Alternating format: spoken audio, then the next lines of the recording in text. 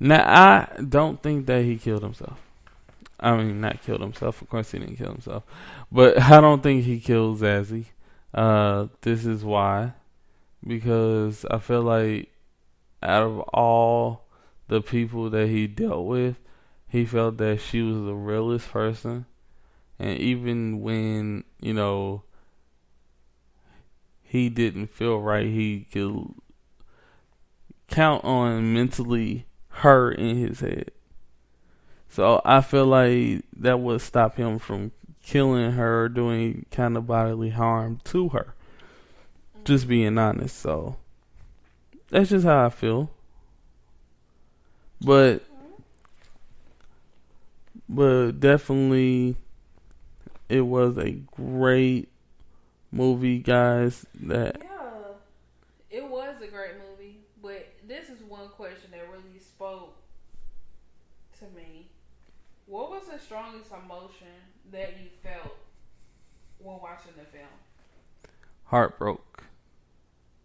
Why? Because of all the mental disabilities or the effects that somebody else had on his life and how it made him go a totally different mindset. It's like when he was injured as a child, his emotions got confused. And so every time he tried to laugh, he would make a real high laugh. And then every time he was hurting, he actually would laugh because he couldn't help it, because it was a mental situation that kind of broke him down. You know what I mean? So it was heartbroken because he was caused to be this type of person he did not want to be because people literally ruined his life. Okay. What life lessons can be learned from the choices made by the characters in this story? Now, the positive thing that I can get from that is what I can get from the Joker is that being an advocate for your mental health. Exactly. Even though he was an advocate for himself, at the end, like, look, nobody's helping me.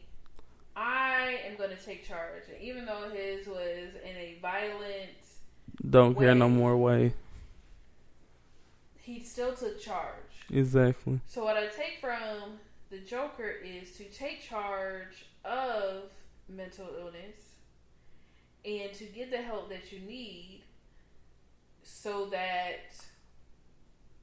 Oh, and then another thing too, it's crazy because I was actually reading that like a mental health professional is like, actually people without mental illness have more violent behavior or something like that. I was like, and that's another thing too. But their mental people with mental illnesses are more so victims than perpetrators, which is interesting. And that was saw throughout the film where he was beaten down multiple times because people didn't understand him. He was fired from his job. See, his mental illness actually made him a victim to things. Another thing, beaten down by the teenagers, beaten down at the subway, fired from, his job, because his mental capacity, was diminished. Wasn't there. It was diminished. He couldn't even play with another thing that made me real sad, a powerful scene for me, was when he was trying to play with the baby and do different faces with the baby, and the baby accepted him. Exactly. That was the only person that accepted him at the whole film. If you think about it, that baby was the innocence of a child, the only one that accepted him during the whole movie. He was laughing and stuff with him, and then the mom was like, "That'll be messed up with my baby. Stop bothering my baby." Stop bothering and my he baby. was like, "I'm not bothering your babe." And then she says whatever, and he, he did his laugh cry. Yeah, his laugh cry because it's like, again. And then she like, you think this is funny? And then he had to give a little thing saying, forgive my laughter. It's not, I don't think anything funny.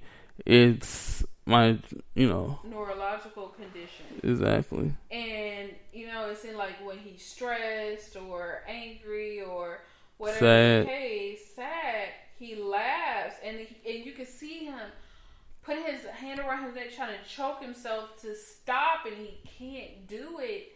And it's like, people don't take enough time to pause and to see other people's pain. And I think that was the biggest thing from this movie, that we don't stop to look at other people's pain. And so for me, the Joker, Arthur Fleck,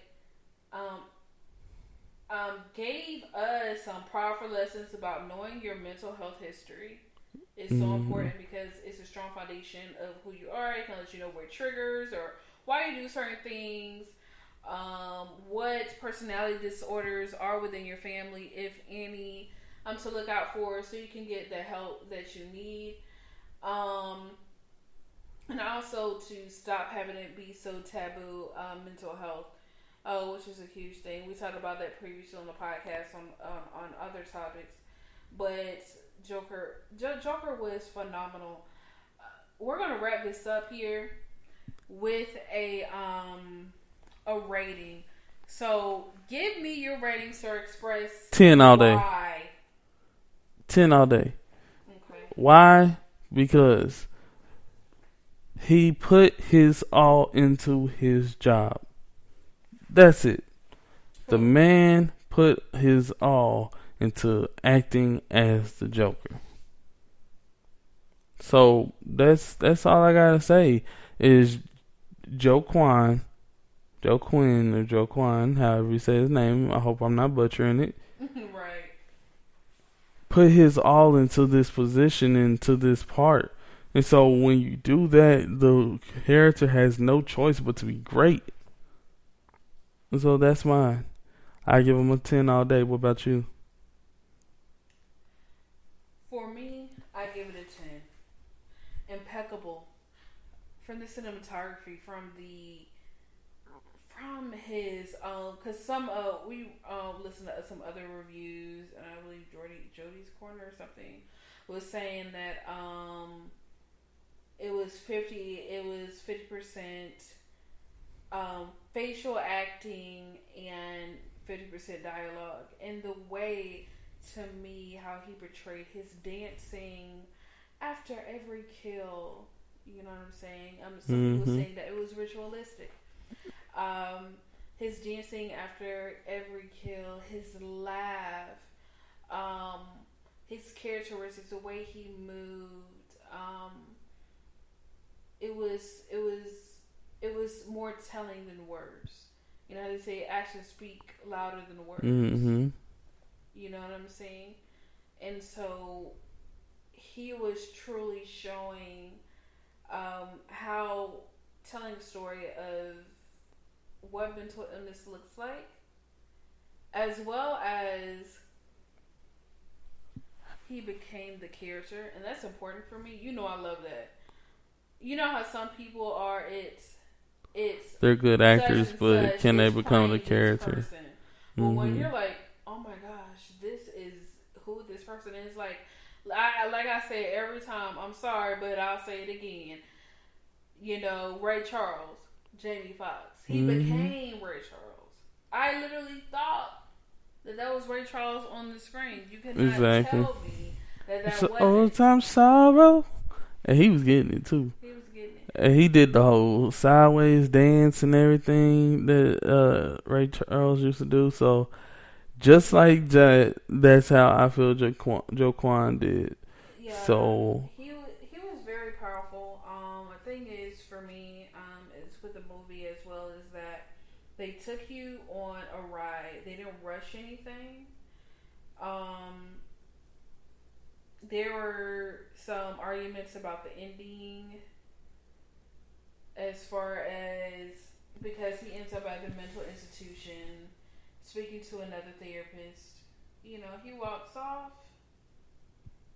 and well, actually, rewind.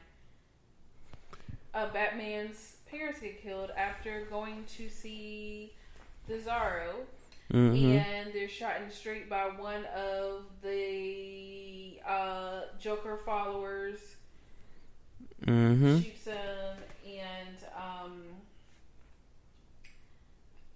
and Mini Batman is there witnessing his parents' death, and then it clips to him being in an insane asylum in Arkham,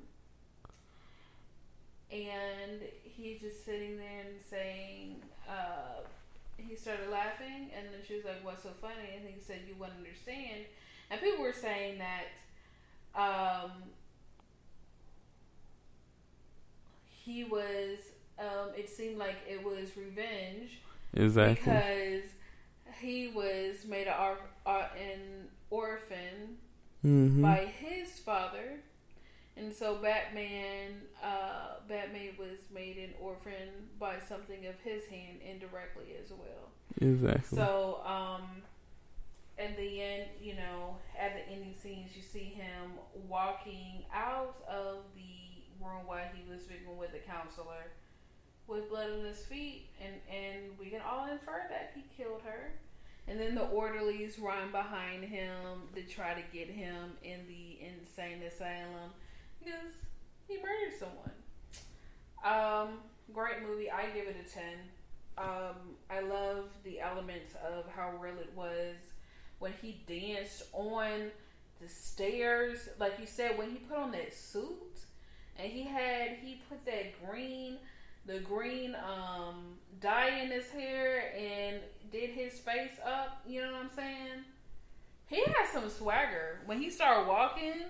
Yeah, he kind of had that pimp swag. Swagger. You saw his confidence because he was at that point creating his own story. Because he said, "At first, I thought that my life was a tragedy. Now I view it as a comedy." So he had a whole new outlook on life, and that goes into the saying, "I laugh to keep from crying." Exactly. So there's something to take away.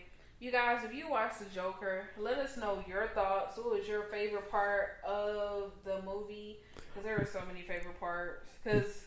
Why you liked it? And, do you want to see a sequel? I know I do. I want to get deeper. I want to know more about Miss Penny. I wish, one thing I am going to say, because that was one of the questions, what do you wish you would have seen, or if you talk to the screenwriter?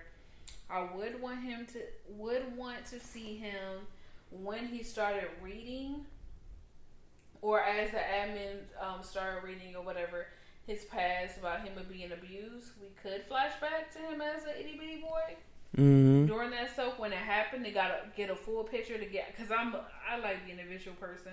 Yep. So not just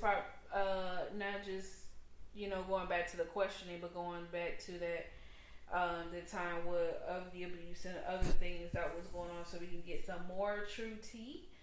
That would have been, I would have loved that. People were talking about extending it an extra 20 to 30 minutes, or even, I don't care, an hour. I love the Joker a lot. But just to get a better picture of who he was going further back as an adolescent and young boy.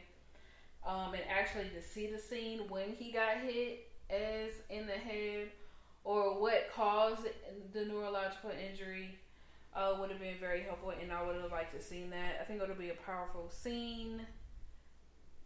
But yeah, you guys, we love you so much. Thank you. Thank you. Listening to Random Podcast. Go back to the previous episodes, and do not forget to watch this again. And do not forget to comment, you guys. Always supporting us. And don't forget to share with your friends. Don't forget to keep it random.